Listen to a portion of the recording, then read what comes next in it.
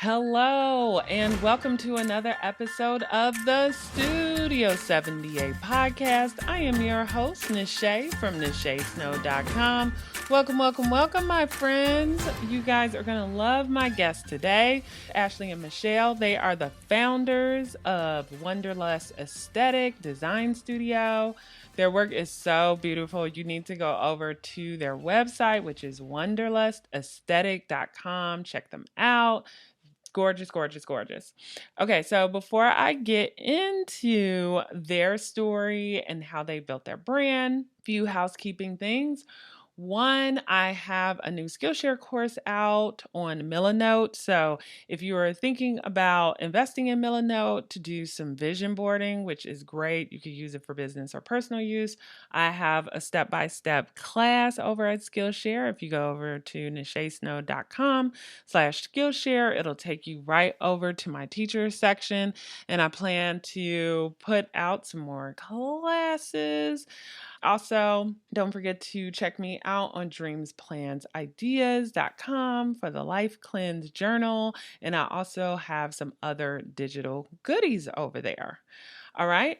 And if you love this episode, if you love the podcast, please rate me 5 stars on Apple Podcasts. It means a lot. It helps people find the podcast because it boosts me up in the rankings.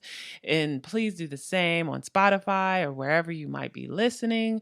Of course, if you're on YouTube, give me a thumbs up. And wherever you're listening, please subscribe so you never miss an episode, my friends.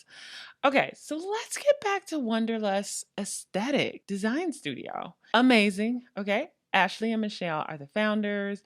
We're going to go into their origin story, how they got started, and then why they decided to move to Mexico in order to start their business. And of course, I had to ask them too, like when moving abroad and potentially not knowing the language, because Ashley knew Spanish, but Michelle didn't or wasn't fluent in it. It was kind of like most of us where we haven't taken like French or Spanish or whatever since high school. And then now you're living in this country. And so it's like, okay, well, what now? And so they talk about all of that. And then they also talk about like their vision for the brand. It's just not interior design. Like they have all these other elements that they want to be infused into their brand. And I'm just really excited for them. You can hear the passion in their voice. They give great tips. I've got tons of links in the show notes, nachesnow.com/174. So if they mention anything, any tools, tips, conferences, whatever, that will be in the show notes along with all of the links to their social media, which they could be found at Wanderlust Aesthetic everywhere. Okay, so with that said, let's just jump on in, my friends. Let's do this. Hello and welcome, Ashley and Michelle, to the Studio 78 podcast. Yay! Thank you for having us. Thank you so much for having us. Oh my God, so excited to dig into your story. And we're going to start from the top. We're going to start from the top with your origin story.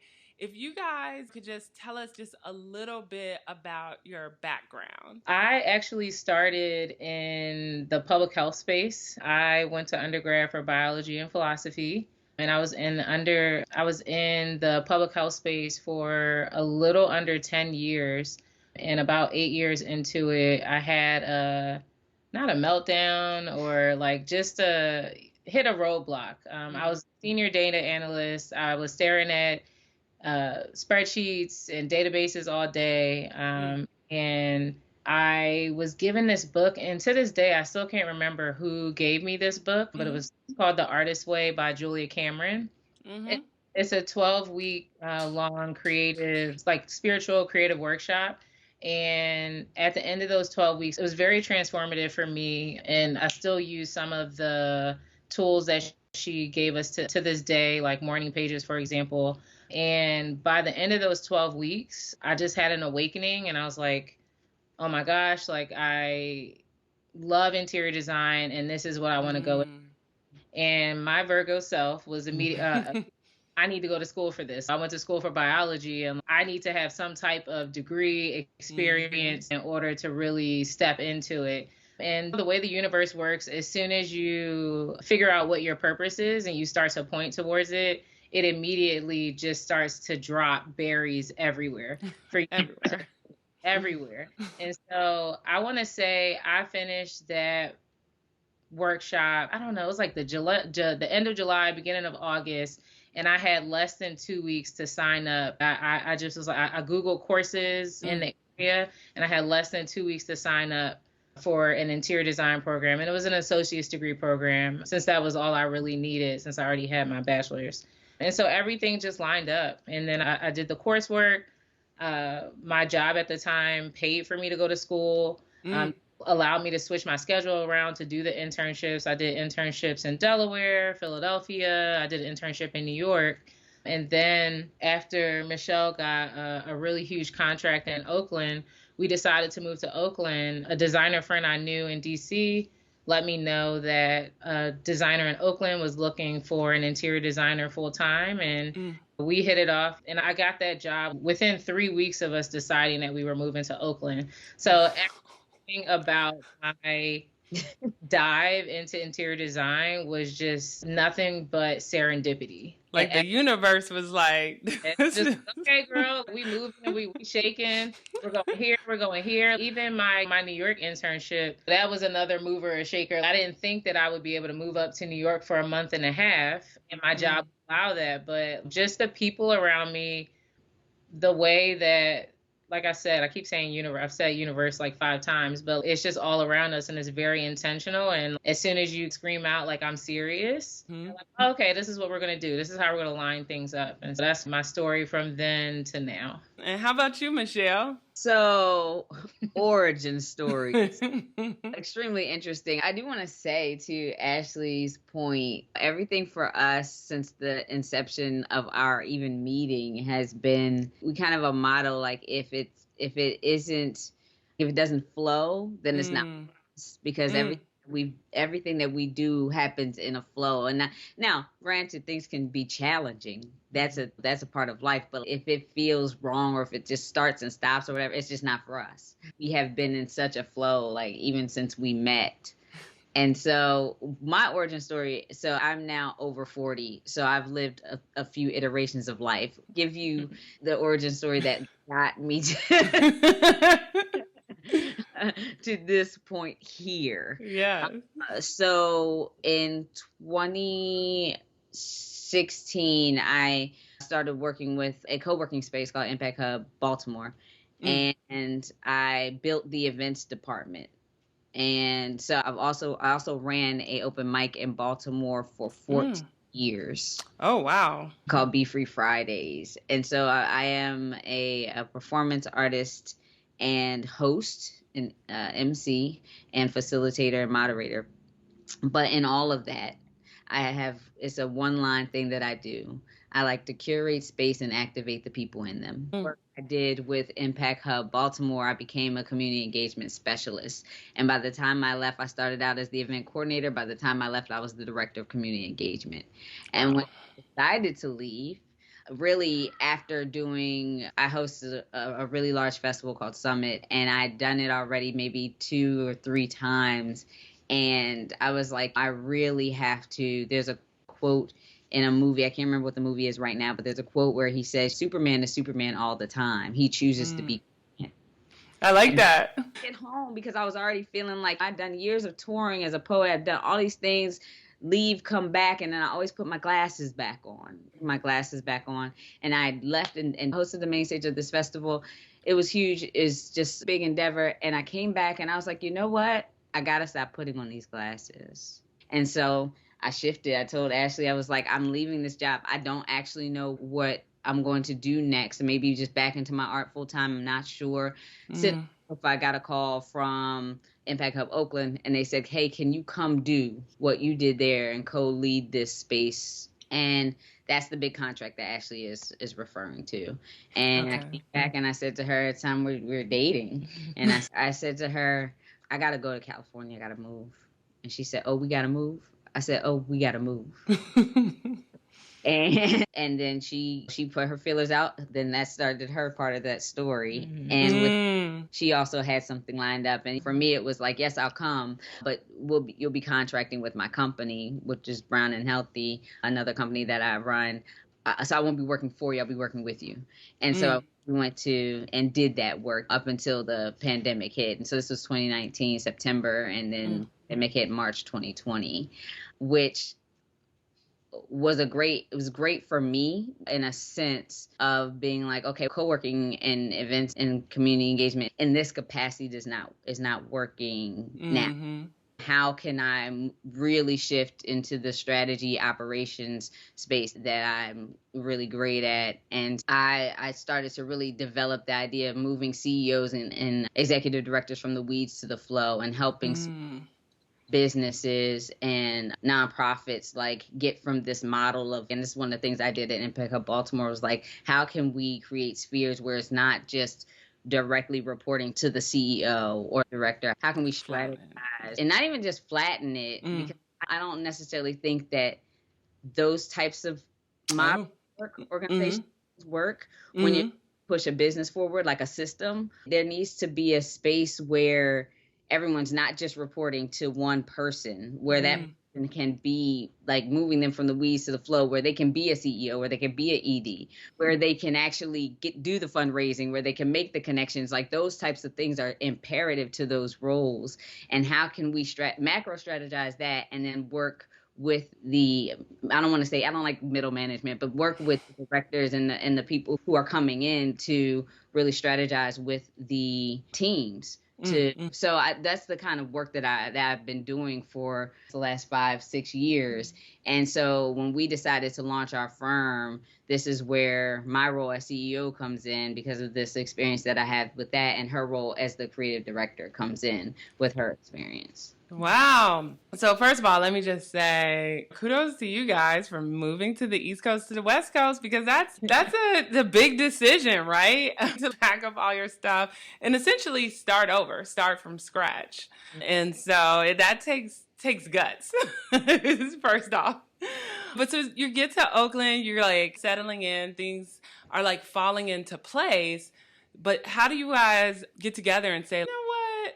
I think we should start Wanderlust. Like, how did that happen? You took the breath first. So we have been in Oakland for what, 3 years? Three and a half. At that point, we had been in Oakland for 3 years. And for a very long time, even probably predating Michelle, and me and Michelle started December 2018. So predating December 2018, I had one of my very best friends from college. He was in Nicaragua doing mission work, nonprofit work had been doing it for the past 6 years. And I would go visit him every other year. And I've always had a spot in my heart for Latin America and the Latin American community, and just going to those different countries. And so I have been visiting and just always dreamed of living in a Latin American country so that I could fully immerse myself in Spanish. And it's long story short on that, it's like they are brown people. And while I would love to live in Africa, number one is too damn far. But I love my family, and prior to moving to California, I had never lived more than 2 hours from my family. I was born in Philly. I went to college in Baltimore, stayed stayed in Baltimore after that. And then I moved to California. So that was the biggest move, the biggest jump that I ever made. And my family was sick about it. And so was I. Like, my love for Michelle pulled me in that direction, but we were sick. While in California, after having been there for 3 years, there were just things going on in life that, we talked about my artist way journey and my purpose. I felt like I wasn't necessarily living in my purpose. Like, I felt like I was in a bit of a rut. I was overwhelmed. I was overworked, and I hadn't even been doing my morning pages. And on some level, we all felt that burnout, especially during the pandemic and working at home. And I would say, I'm sure that you talk to any interior designer during the pandemic time, We were overworked. Everybody was at home staring at. Oh, what do I do? What paint color? How should I move this? What should I get from Home Depot? Yeah. Exactly. I lived in Home Depot. Let me tell you something. I don't even know why. Anyway, I'm sorry. Go ahead. And so we saw at the firm that I was at, we saw a significant rise in our amount of clients and our project loads and burnout. I think everybody at the firm was experiencing burnout, but I probably decided a lot earlier on to do something about it. So like I said, 3 years in, I think it was like June of last year. Yeah, I guess it marks about a year now. June of last year, I looked at Michelle and I was like, I'm ready. And she's like, all right, where are we going? What we doing? And we had briefly talked about Mexico City because that's where we live now. So we had briefly talked about Mexico City. I had been there a couple times over the last couple years, and I absolutely fell in love with the city. I can't say enough about the people, the food, the urban planning, the greenery. It's amazing. If you haven't been, you should totally go. Absolutely. And Michelle, she'd only been there once. And that one time she called me from Mexico City and she was like, could you see yourself living here? And I was like, absolutely. Yes. And I'm not sure what the span of time was between that phone call when she went to that conference and that conversation that we had last June. But it was just like, okay, let's go. Mexico City is great. Mexico in general is great. Number one, because coming from California, the cost of living is a third of the cost, which meant that conversation that we were having, like the undertone of that conversation was, if we're moving to Mexico, that means that we're on to our next big thing. Wanderlust has always been around and floating around us, but it needed Michelle to come in and do the CEOing that I noticed that she's already into doing.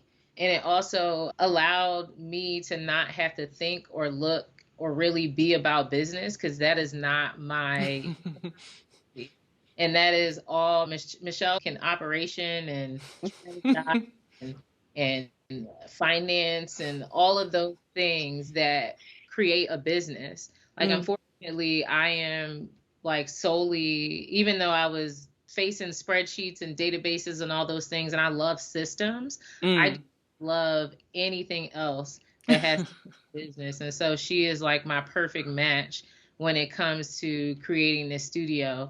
And she was what I needed to make that leap. And so being able to move to Mexico, being able to significantly reduce my appearance like at another design firm allowed us to like really incubate over these last, it's been like 6.5 months. 6 months, yeah. About 6.5 months. It allowed us to incubate and create this space. And we've been talking for months and months on what does Wanderlust look like? What does Wanderlust like? What are we trying to put out into the world? And of course, it's interiors first, because, I'm trained as an interior designer. But we call ourselves a multidisciplinary studio because we want to do a little bit of everything, and we needed an umbrella in order to, because it makes sense to us, but we needed an umbrella in order for it to make sense to the world. I often lean on Apple. Apple is a company that at its inception was just making computers. But now when we think about Apple, Apple makes music. Apple is at the Oscars because Apple makes movies under one big umbrella. And somehow they have made it make sense to the world. And so when we talk about like, how did we come to be Wanderlust, I would say the same thing, in that at its inception, we're talking about interiors and being the storytellers of space for people, for all of our clients. But ultimately, we're a lifestyle, we're artists, we're a brand. And thankfully, together with our strengths, we're able to like push forward and be able to really show the world what's under this umbrella. Yeah. And ultimately, so if you've seen some of I don't know if you've seen some of our work, but like intertwined in it is the textiles and the fabric, the shelves, the units that Ashley designs, the furniture design. And one of the things that we're actually bringing into the fold is I make hats. I didn't make this one. I don't work with straw yet, but I make hats, and I started to do so after my father passed COVID in 2020, and he taught me to wear hats as a child and so one of our favorite things is what kind of hat you got on, Nels, what you rocking over there. And when he passed, I just wanted a way to commune with him, and I always wanted to learn to make them. So I make hats under his name. His name is Gary Cecil Nelson. So it's called G Cecil Hats.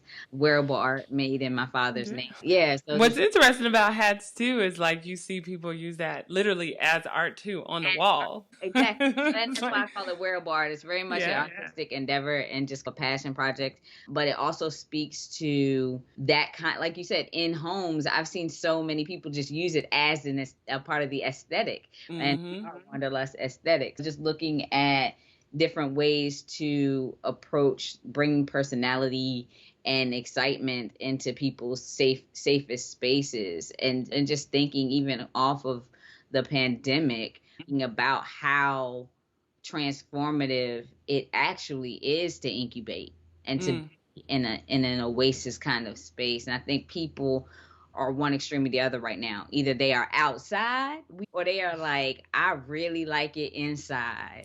Right. You know, I don't see middle ground at this point. And so I think we're at a good time and a good point where we're like, okay, people are still enjoying their spaces, or maybe they're not loving them. How can we come in? We are based in Mexico City. One of the most beautiful things about our endeavor there is that we literally canceled like other trips abroad, except for coming home when we need to, in order to really get and absorb and be a part of the culture. Like we've gone to various workshops, people's workshops, showrooms, different things like that to really we went to Zona Maco, which is, tremendous. The art festival is tremendous. Oh, I've never heard of that. Oh, please. Oh, is it amazing? It's like the next stop after Art Basel. Like people go in December and then they go to Zona Maco in January. But so essentially just being able to take, and this is where, and Ashley talks about the lifestyle brand concept. It's like being able to take a very focused concentration on, hey, for this year, let's focus on what we can learn and gather and get inspired by here in space, and meeting beautiful, amazing people who have welcomed open arms. And also, how can we give back to this community as well? Because like I said, community engagement, pop in. Go ahead. And so question for you guys, because so many questions, but the first question, because there are people out there that I'm sure that's listening that have thought about moving abroad, but one thing that I hear from people is they're afraid of the language barrier, especially if you're going to a country that their predominant language isn't English. So how did you guys, I think Ashley, you mentioned, did you say you knew Spanish? But Michelle, I'm not sure if you knew Spanish. So like, how did you guys kind of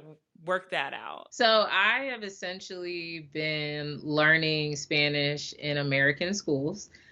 Since second grade through my second year in college. And for all of those years, I am still not a fluent Spanish speaker. And so at that point, like I said, when I was going back and forth and visiting my friend in Nicaragua, I was like, the only way that I am going to really be able to get over this hump and actually be a fluent Spanish speaker is I need to be full immersion. Like I need to live here. Like this is the only way that this is going to happen. It's going to be in common practice. It's going to be in me being able to walk the streets, to go to the grocery store, to be at the laundromat, to just be, I don't know, osmosis, Spanish conversations whispering in my ear while I'm sleeping. Like the day that I'm going to learn Spanish. And so I would say by the time I got there, we got to Mexico City in December, I would say I was intermediate, and I still wasn't practicing. Like I fell in and out of love with Duolingo. I think Duolingo with some language at some point. Michelle had gotten us Babbel. We were falling in and out of love with that. And then, so as soon as we got here, Michelle, for a Christmas gift, got both intensive classes. And so in-person intensive classes. Okay. So we were doing Spanish Monday through Friday, 2 hours a day in the morning, every morning, 9 a.m. We did that for a month and a half. And we were also doing, which was what was really great about the school we were at, they also did cultural trips.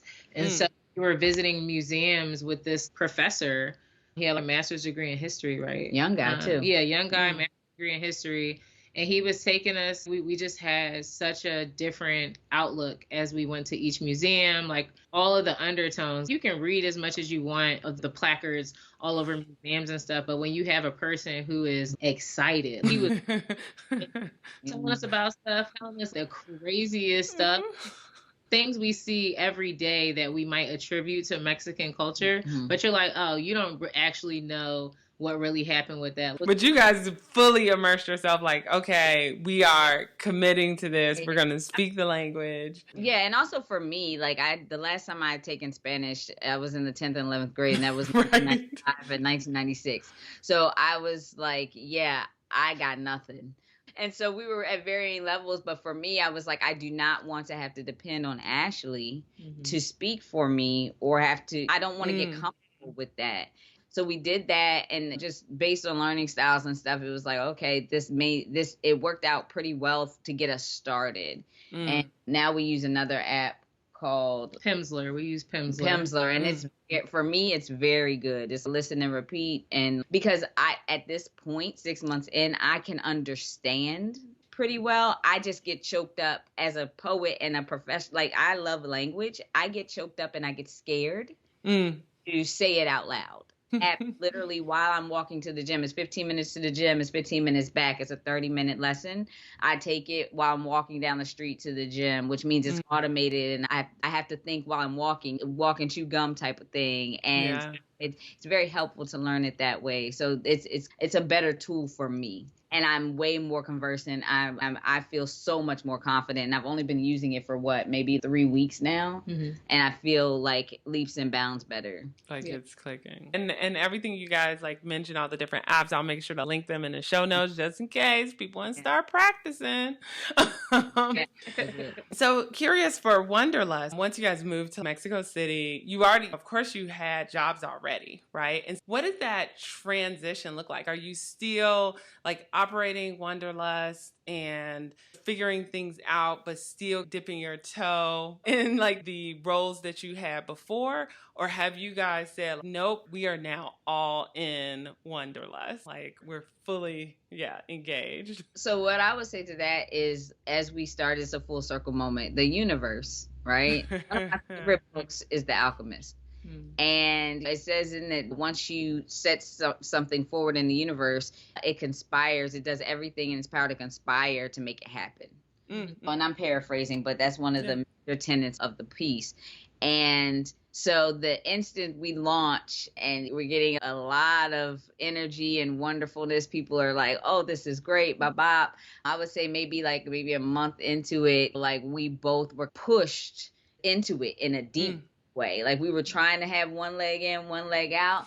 And it was like, like this isn't gonna work. Fast forward, and you need to own it. So I'm a contractor. I live on the edge of risk and reward. I've been doing this for years. Contracts start, contracts finish, all of that. And so that was what was happening. And the timing couldn't have actually been better, because then we were both so that we started, the festival I hosted has started back up in November, but another one came up in May. And we were incubated on a cruise ship with some of the most amazing, manifesting, brilliant children of the 1%ers, like, just like people who are just like all in. Yeah. All into the high vibes, all into the understanding of what it takes to start a business and all of that. And we decided to step into one of the workshops and didn't fully understand. We didn't fully understand what the workshop was going to be. So this event, people started calling it Learning Man. So it's like a cross between like TED Talks and Burning Man. It's called Summit, right? So it's a very thing. So we walk into the and we're like, oh, we're just going to come in here and commune with other people and network a little bit and just learn a little something. And they're like, what's your ask and what's your offer? Wow. Let's get into this. And you got 3 minutes to get it together. You got 3 minutes to get it together. Write it down. What are you asking from this group of 20 people to help further your personal or professional business. That's it. That's it. And that's and then you gotta, and then you say it, and then each one goes around and says what they can help you with. So this is a big moment, right? Yeah. And I was like, oh, and I've never loved pitching. With Brown and Healthy, I raised a lot of money. I did all of those things. I am a professional speaker. I get on stage and speak in front of thousands of people. I had to speak in front of a handful of people, and I broke out in hives. And this was like, but there was high stakes, right? Because you don't want to get that ask wrong. Changed everything. And so in this moment, I was like, please don't break out in hives. Just hold it down. Just breathe and keep smiling, because they know you as the plenary host. And if you it was just a lot. And so we both looked at each other and we were like, let's go. And yeah, I think that it is a space where we have been able to, you really have to depend on I don't necessarily want to use the word faith, but like the whole adage is faith without works is dead. So you have to also, I think other people equate faith to like manifestation and vibes and how we function. It's one of those things where you have to keep going. You have to see things and put pieces together that may not necessarily fit together, that you don't think fit together, but they fit together. And you keep, and this is some strategy speaks, I'm trying not to get too in depth, but like you literally have to like put it there and necessarily worry about the how. You have to know that each day you've got to put one foot in front of the other to keep going. Yeah. And what's great about this is, and this is my first time doing something like this with a partner, this is my first wife, I've never been married before. But it's an intense endeavor, but we have each other. And I think that often gets us support, because it's not super easy. And I don't want anybody who's listening to be like, oh, I could just move to another country, start a new business, be rolling in the dough. Don't do that. Up and running in 3 months. Yeah. And it's even opportunities like this to speak with you that are so helpful when you're trying to build your clientele. When you're trying to, when you have a vision for your perfect design project or your perfect project, and you want people to want to be the people who fulfill that. Yeah. And that's what we're trying to do. We want people to want to be a part of our life, to be a part of our story, because we have a heck of a story. Because you asked us our individual origin stories, we don't even have time to tell you how. We want people to want to be a part of our world and let us expand theirs. And then I was curious too. This is a 2-part question. One, because it was funny, I just visited my friend LaKay in Virginia Beach, and she had been telling me for a while, my style is mid-century modern, blah, blah, blah, blah, blah. And then I go over to her house and I look at everything and I'm like, girl, you traditional. And she's, I'm not traditional. I was like, this ain't mid-century modern. So it was so funny. We like started looking online about the different styles and things like that. So my question for you guys is, one, kind of what's your style? Because when I go to your website, I'm like, oh my God, this is so beautiful. Like looking at the chairs, all the things. So I will have the link in the show notes, people, but definitely check them out. So just curious, how do you like define your style, which I know is hard? And then the second part of that question is, how do you work with people? Because I'm assuming most of the time you're working with people virtually. And I'm just curious what that looks like, to give people out there a sense of like how it is to work with an interior design virtually. So in terms of our design style, I like to lean on our name, which is Wanderlust Aesthetic, and that is truly how I approach each design. I think that the client speaks to me in terms of what their design style is, and so I don't have a love or hate for anything. If your design style is boho chic, we're boho chicing. That phase, that schematic phase of design for us is like really diving deep into who the client is and how we can interpret their personality, interpret their feelings into this space. Because I said earlier that we're the storytellers of space, and a part of the storytelling as narrators is able to define that main character and splash them everywhere. And so, like I said, if you're boho chic, if you're farmhouse, if you are modern, if you're traditional, if you're mid-century modern, we dive into each of those things. If you don't know what you are, I think what I love is the ability to be able to dive into each of those corners and not be niched into, like, I only do traditional designs, or I only do this. And I'm an equal opportunity designer. Like, I love it all. And I really appreciate that, because then it allows us to tell people from all walks of life that, again, what Michelle was saying about bringing people into our lives and lifestyle, you don't be one thing. And so we are not one thing. We're not singular as designers, like in terms of our design style. And we live a multi-layered life, and so do our clients. And so does that speak to our design style. Yeah, and I think as Ashley is a visual artist as well, she does digital art. And I think the part of what she's saying, and this is the way I see it, is like these pieces, like if you are eclectic, if you are interested in these different pockets, it's like a palette, right? Take that palette, and she's gonna mix her brush in there, and she's gonna dabble, because she's still gonna add her sauce, right? And then also, and I have to speak from this space of building systems, it's like, and building teams, like we do have people we work with, project coordinators and design assistant and things like that. And she is training these people to be able to do that as well, right? Sure, that in abundance. So I think I want to just add that, because you're very good at that. Well, thank you. And then that second question that you were asking about how we are able to operate from Mexico City and see clients all over the world. Number one, I am quick to get on a plane. We are in the States and in other places where our projects are like 1-2 times a month.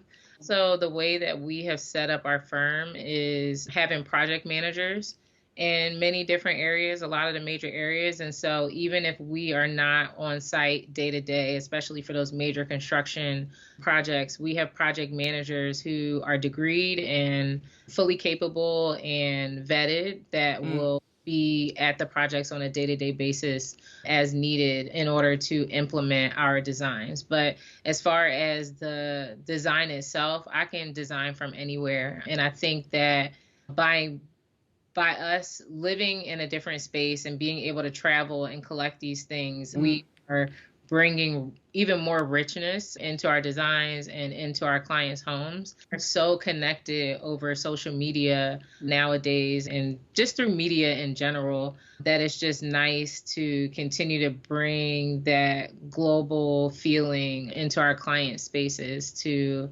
just make it more than something that's one-dimensional, something, again, I keep saying, like heavily layered and multi-layered. And I think that even if we want to go back to that design style question, maybe my design style is multi-layered.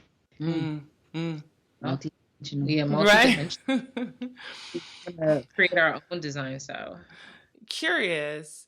You guys mentioned like your multidisciplinary or disciplinary studio, right? And you're going to have like different things from interior designs to offering hats to maybe offering other pieces.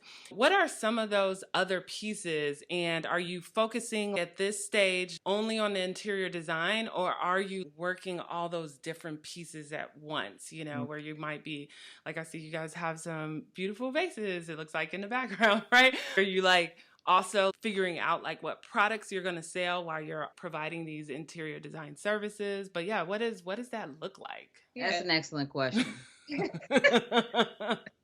Pans to me.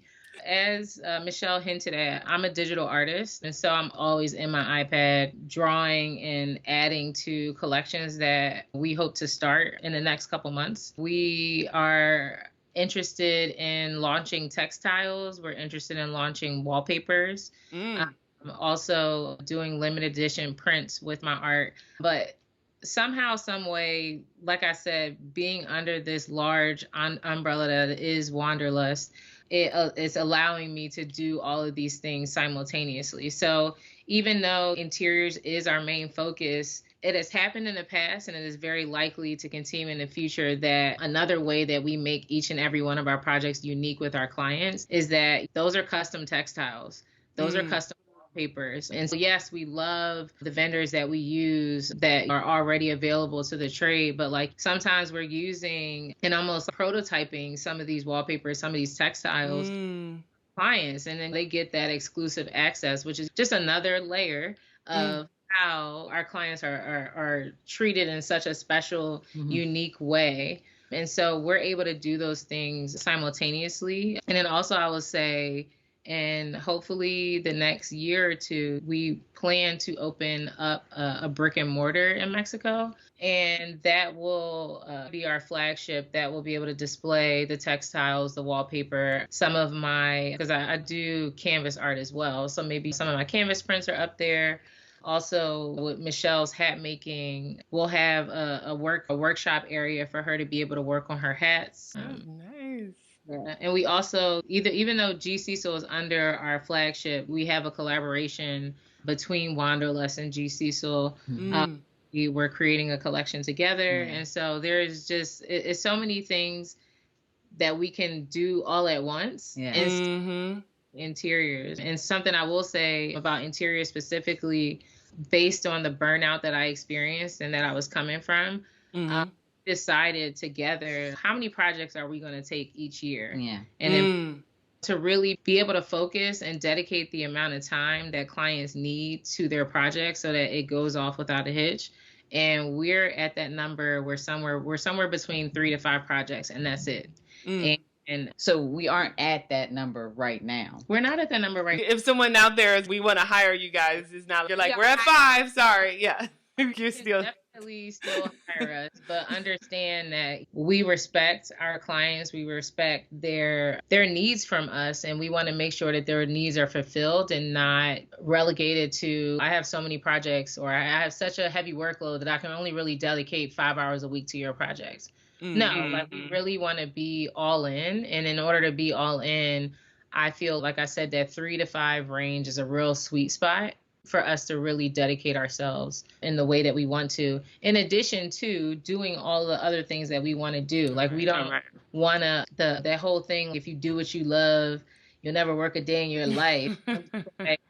We working hard over here. And you love it. I don't hate it. And we got to make sure the workload is balanced, and I'm still able to draw, and Michelle's able to make her hats and able to host these festivals. And we just want a diverse, multi-layered lifestyle. And that's okay. The adage, and I talk about this a little bit on my IG, is everybody's sideways try to compliment you. Oh, you're a jack of all trades. But the whole quote is, a jack of all trades, master of none, is often, but is oftentimes better than a master of one. People always forget that little end part, the last little piece. But that part is the most important part, which is oftentimes better. Master of one. And I think we're getting into the world, and years ago I started to see people writing about the U economy. I don't even know if they call it that anymore, but it was like the uprise of Ubering and being able to set your own schedule and being a Lyft driver and doing these things. And I've always lived like that. If I'm not happy, I'm out. And it was during a time where looking at a resume that had multiple things on it, people were like, no, that means you're not reliable, you're this, you're that. And now it is all the rage. Follow your heart, things that bring you joy. And for us, it's very important that we understand that these are just pieces to the whole puzzle. Like, we are a whole artistic bundle, and each one unit, several movable parts. And so that, I think that's important as a narrative for whoever is listening, to understand that you can successfully do multiple things as long as they don't make you feel crazy. There's that balance. Pulling yourself in different directions, as long as you are a whole person, as long as the people you're working with are whole people, and it feels like the flow. Yeah. Oh, I love that. Okay, so a few wrap-up questions. How do you guys stay organized? Google Calendars are life. Ashley is, in fact, a spreadsheet genius. She doesn't love it. She is great at setting up the Airtable and the different softwares that we need to stay on top of things. But Google Calendar is life. That is the thing. It's not in this calendar. It's not happening. No, I feel you. I live and die by my calendar. And do you guys have a hobby? Oh, I'm a Capricorn. So it means I try to have hobbies. But then if I get good at it, then I have to turn into a business? Yeah, I got to make it. Like my hat making is actually a hobby, but people like them, and so I sell them. How about you, Ashley? Any hobby? I guess it would have been my art making, but we're selling that too. Yeah, I don't think we really. We're not hobbyists. Yeah, not that we're not hobbyists. We are always thinking of how our hobbies could then turn into something else. Like I'll make a pillow and I'm just like, oh, I could sell pillows. You're like, yeah, somebody will want this. It's a one and done DIY something. It's just, oh, how can I turn this into an entire corporation right now? Yeah. So, I'll tell you. We do like movies. We like movies. We like to watch. Okay. Yeah, I have a guilty pleasure though. I just found the Power Slap. Have you seen Power Slap? Oh. No. What is that? And it's not a movie. It's a thing. It's a sport. Oh. Where they sounds like it might hurt then. It does. It really does. They stand on opposite ends of this table and they have to hold on to this thing behind their back while somebody open hand smacks them. Oh my goodness. That is no. Guilty pleasure. It's a guilty pleasure. Yeah. It's simple. Yeah. My guilty pleasure. You know what my guilty pleasure is, right? In terms of watching stuff. Oh yeah, go ahead though. Yeah, I do know. I like to watch like those pimple popping. Oh, I have a friend who loves those. I was like, how can you watch that? It literally makes my stomach feel like it's on a roller coaster, but I absolutely love it. But you're addicted. You're like, oh, but let me see another one. Yeah, I'm like, no. Yeah, I make her watch it sometimes. Or like when they pulling out ingrown hairs and stuff, and it like keeps going. It's so good. It's so gross. It's so good. Clearly, we have issues because I like to see grown men get slapped down to the floor and that's what we do to pop. online. So that's terrible. That's terrible. Oh my God. Yeah. Hey, this is a no judgment podcast. And also lastly is just please let people know like where to find you, how to hire you, anything you want to share with the listeners, please let them know. So our Instagram handle is, hopefully, I know it's a little long, so I know you'll put it in the caption, but it's at Wanderlust Aesthetic. Our website is wanderlustaesthetic.com, and we have a lovely new project inquiry form that you can totally fill out to then set up a call with us. If you want to slide into our DMs, we'll do it. We'll connect with you in a lot of different ways for sure.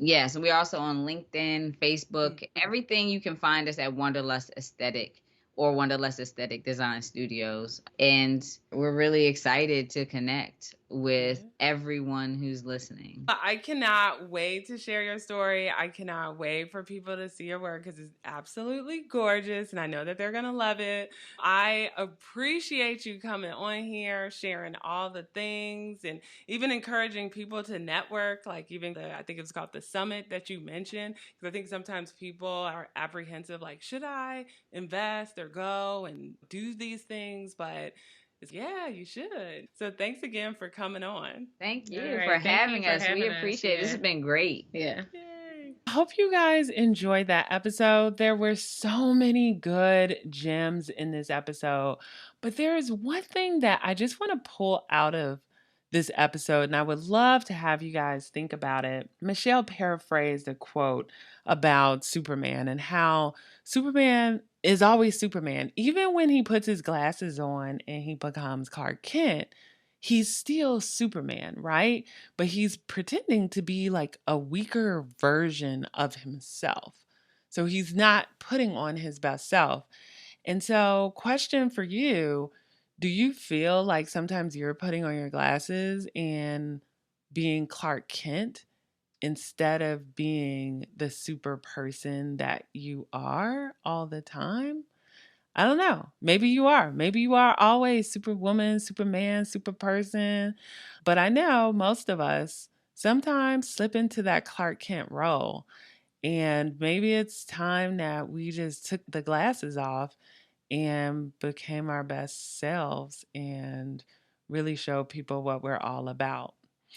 Anywho, love to hear your thoughts on it. Email me, post something on social media, DM me. I don't know, that resonated with me, maybe because I'm a sci-fi person, but I really love that quote. Anywho, if you want the links that they mentioned throughout the show, remember you can head on over to nachesnow.com/174. Also, remember, I have the new Skillshare course out, which you could get over at nachesnow.skillshare.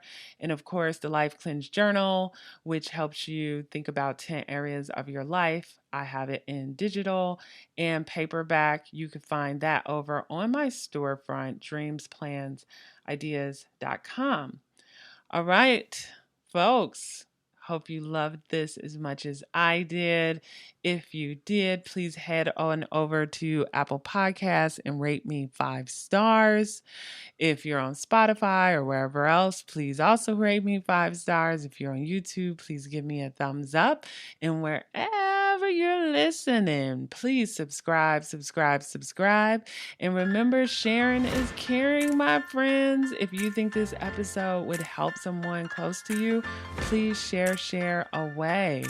Okay, I will talk to you guys next week. Take care. Bye.